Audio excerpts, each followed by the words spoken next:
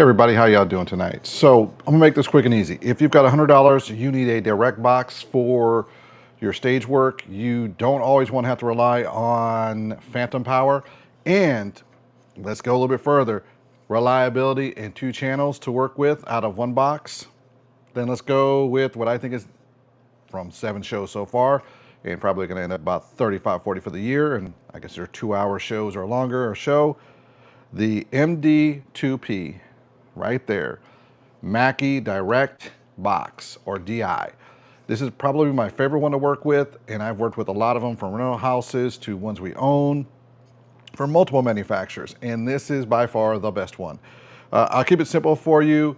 If you're looking to have a guitar, piano, or anything else that might need adjustment of signal to XLR and line level, buy this. It works.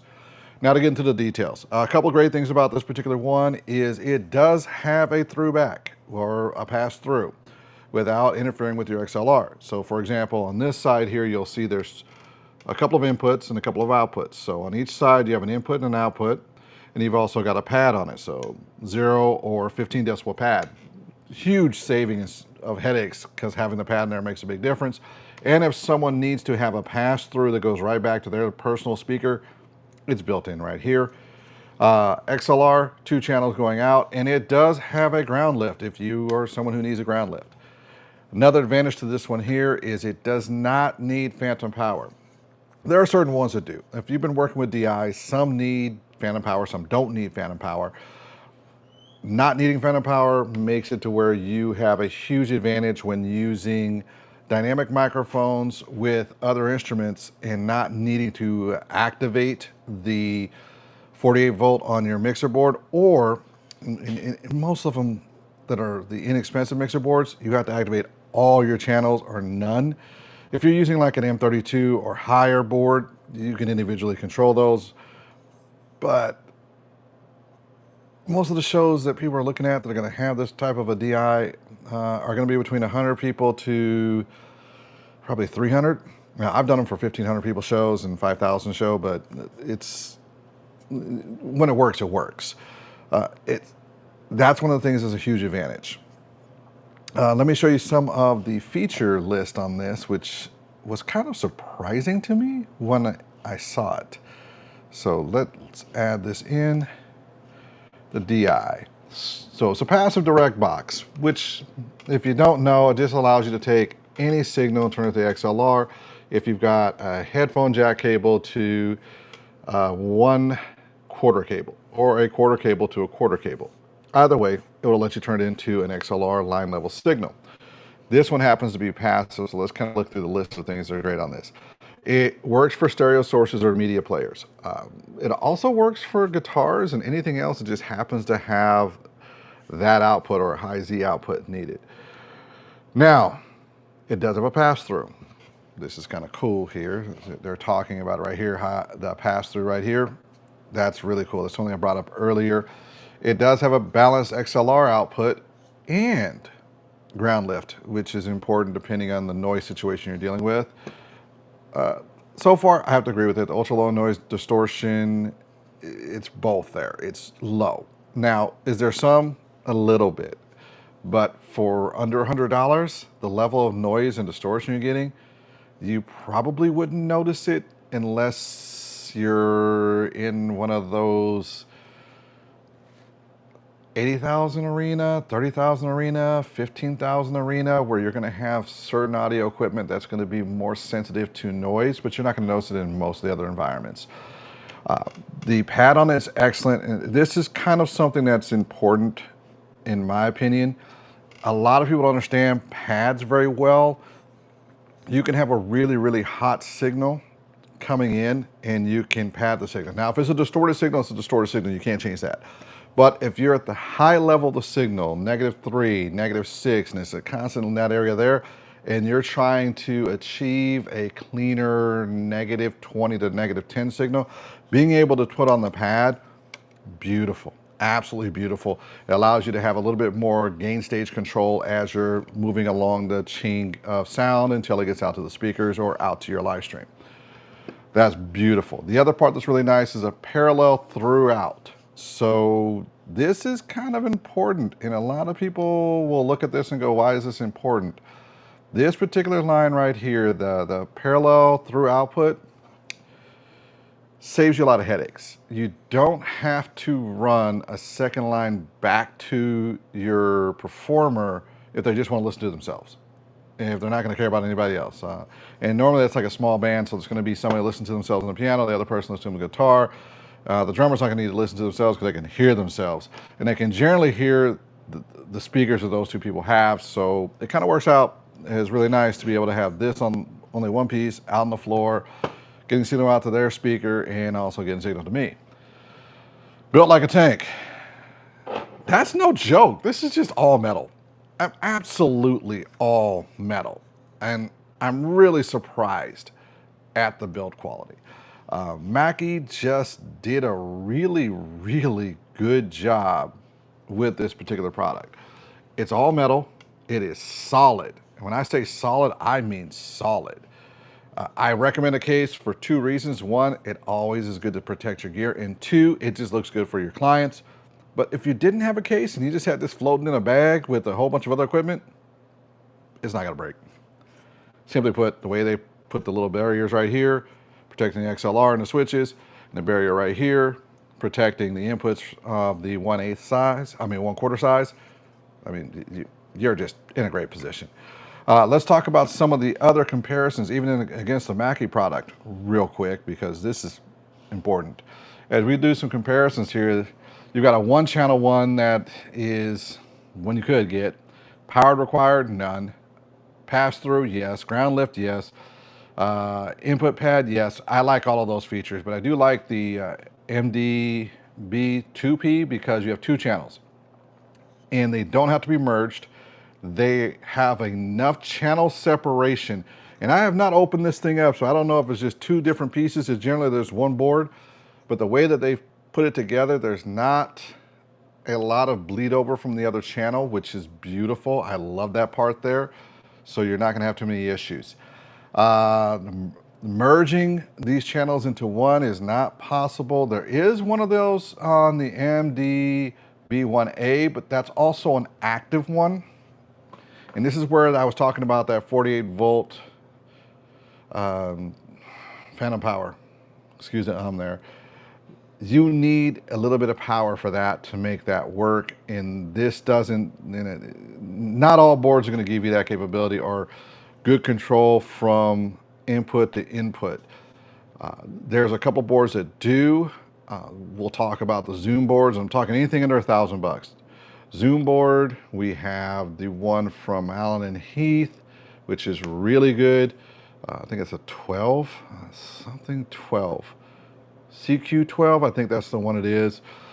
There's a couple other boards that are under $1,000 where you can do segmented or individual channels for phantom power, but in most cases, in most boards that people are gonna have, they're gonna be at events, they're gonna be at any place that happens to be using Encore. They're gonna be these basic analog boards that just, you turn on the voltage or you turn it off, and that's it. If you turn the phantom power on and you're using a ribbon mic in there or something that doesn't like having phantom power come back to it, you fry it. Whereas with this, you don't need the phantom power and you're able to move forward. And that's a big plus. Sorry for my discombobulated on the conversation when it comes to phantom power, but that's not something I bring up very often. And in most cases, that conversation kind of goes whoosh over the head anyway. Does for me a lot of times because I keep forgetting to think about it. It's just like autopilot. But what phantom power is, and please forgive me, I didn't address this up front, is a little bit of voltage that comes back from the audio board to give power to a unit or a microphone. It can also damage microphones. Most dynamics can handle it, but then again, some can't. Most ribbon microphones cannot handle it. They weren't designed for it, and they will fry. And there are some devices that will not take, like a computer or something else, that may or may not be damaged when using their headphone jack output and putting it into something that has phantom power. So these are kind of the reasons why I don't like using a DI box that has phantom power requirements unless I'm using a board that can do individual channel phantom power turning on and off. And not every board in every situation will you have that. You will have clients who have a very, very small budget, and please forgive me when I say this, but if you're looking at $1,200 to $2,500 budgets for running a full audio day and then a prep day before to do a live band and a bunch of other stuff, that's a tight budget to be able to get all the right equipment in there that's the best possible and still have a sound engineer and have everything rented and delivered. And that's what happens in a lot of cases, and that's where a lot of equipment gets damaged by accident. A lot of times I like to work with people and say, hey, look, we're gonna have to make some adjustments to make this work. And I'll bring up these DIs. And there are other DIs you can get that are super, super nice too, that are $150, $200, $300, $400. But those also require, in most cases, phantom power, and frankly, aren't as easy to use as this Mackie one. I didn't see an appreciable benefit going up to those units over this. And this is one of the things that, I'm going to get into this preachy point here, and we'll do the last 3 or 4 minutes on this. We do roughly just sound that's 2 hours or longer sound that may or may not have like an input from, say, a computer or a piano or any other source that's coming in, a guitar, anything, a MIDI device that may need support for sound. We do that about 40 times a year to 50 times a year. We're on number 7 in the last 12 months where I've used this. This has been the easiest and most effective tool I've had for that interface, bar none.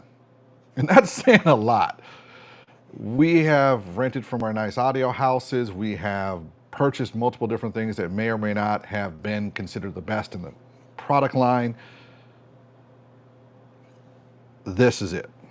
If you're going to be using a product that I'm going to have 3, 4, 5 of these on stage and know that they're going to work and not have any problems, it's these. Let's talk about the last show I did. We're last 2 or 3 minutes. Did this beautiful show. We had a lot of guests there, about 150 people at the show. We were running, a 3 speaker system, so they had 1 for the performer and 2 for the audience. One of our performers happened to not have his cable that he needed for a DI, and we were switching from one guitar to another guitar. I didn't get a chance to prep that one because, sometimes in those small shows, they just don't have time to show up and tell you what they do and don't have, and it's just fine. It's just part of the life of doing this. And switching from one guitar to another guitar and using this, and then really just going back over to my Midas board and adding a little flavor to it, adding a little sound level to it, it works perfectly. It works smooth. It worked easy.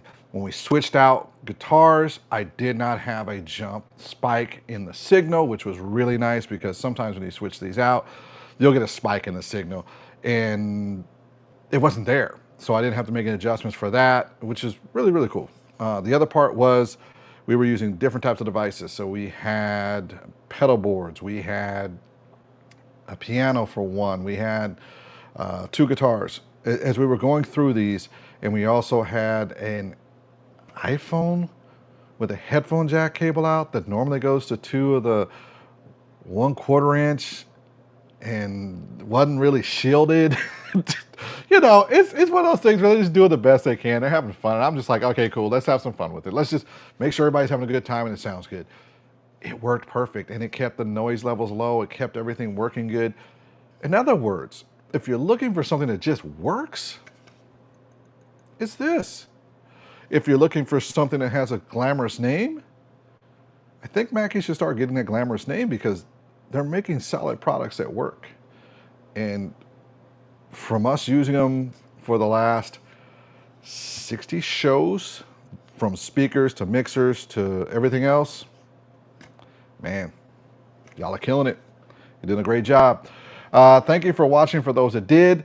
If you have any questions on the products, let me know. There is no brand affiliation or anything like that, so don't have to worry about that. This is just my experience working with these products and having a great experience with them. That being said, thank you for watching, and I will be doing a short version of this to talk a little more in detail. Later. Bye.